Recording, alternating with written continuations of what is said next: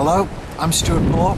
If you follow my angling journal on a regular basis, you will know that the last two entries have been based here on the island of Anglesey and have featured my wife. We've been wrasse fishing further around the island where I am at this moment in time. We caught loads of fish, lots of corkwing, they're smaller wrasse, also a few ballans as well.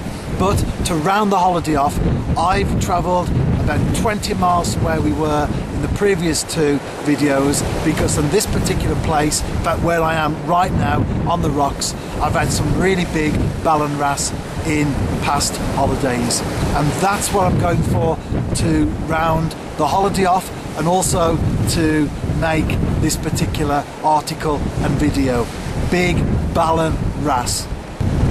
About my first one, after about 5 minutes, a Ballan wrasse, a nice fish, probably bigger than, well, certainly bigger than most ones we caught earlier in the holiday, but not as big as the ones that I'm really after.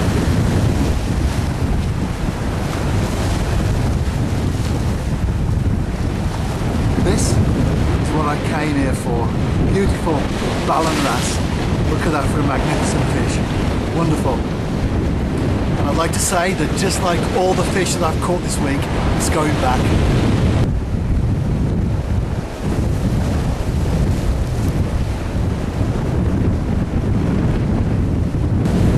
The sea is quite choppy, as you can no doubt hear. You can see behind me. So I've decided to switch from a 4-inch float to a 5-inch float. It's made all the difference. It's holding much better in the water, and I'm able to see it much more clearly. Although I haven't done too bad with the 4-inch one, because I've had about 8 or 9 wrasse so far, mostly ballans, bigger ones than the previous trips I've made elsewhere around the coast. And of course, that big one that I was really pleased with.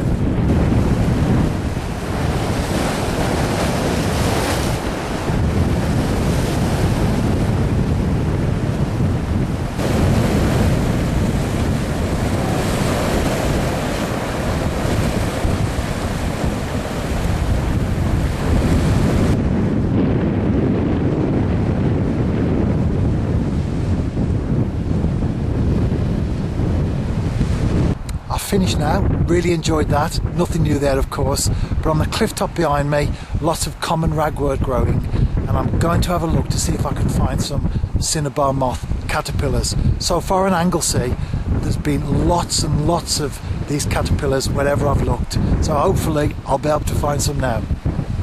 There's one there. Beautiful colour, isn't it? The moth itself is red and black.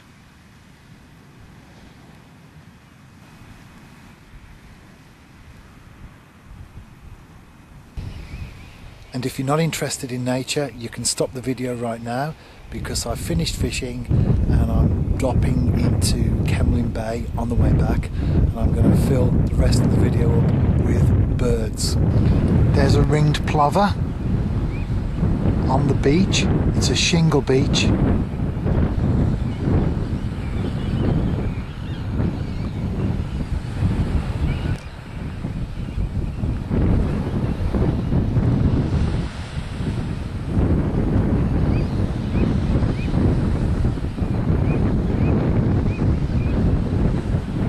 See, well camouflaged, ground nesting bird, so it needs to be.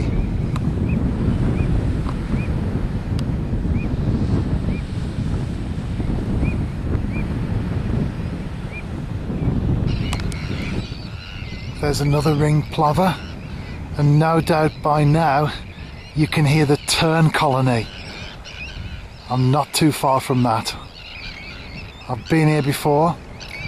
Sandwich tern, common tern and Arctic tern. And I know the sandwich are here because I've seen them across the bay with sand eels for the juveniles that they're feeding. And as I'm pulling back now, the islands that you can see just beyond, there are 2 islands, that's where the terns are.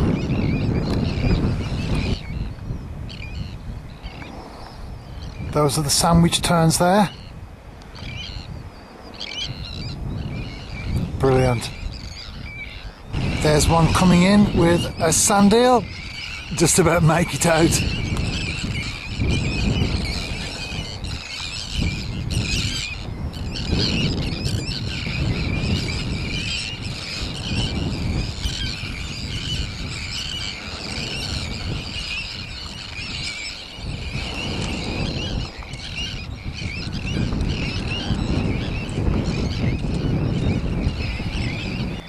And that's a curlew there. Can't see it too well from behind, and it is at some distance as well. Ah, just turned. I think you probably picked up the bill there. Very distinctive, of course, the curlew.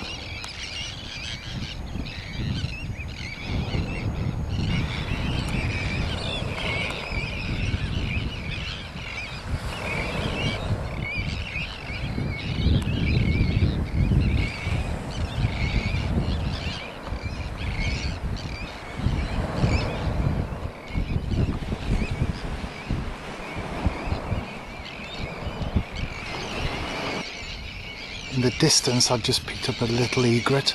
I can just about make it out there. To give you an idea of just how far away it is, as I draw back, it probably disappears. But that's a little egret.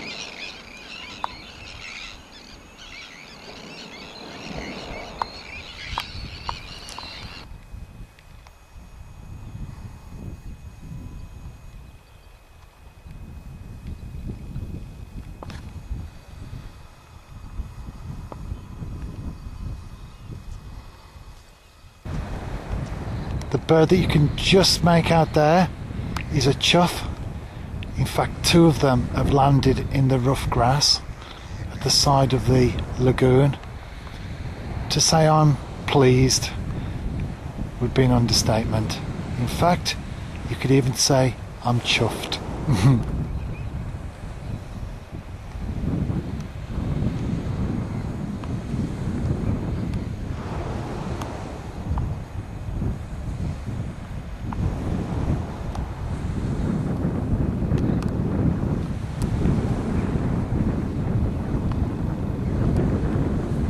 Two birds in flight.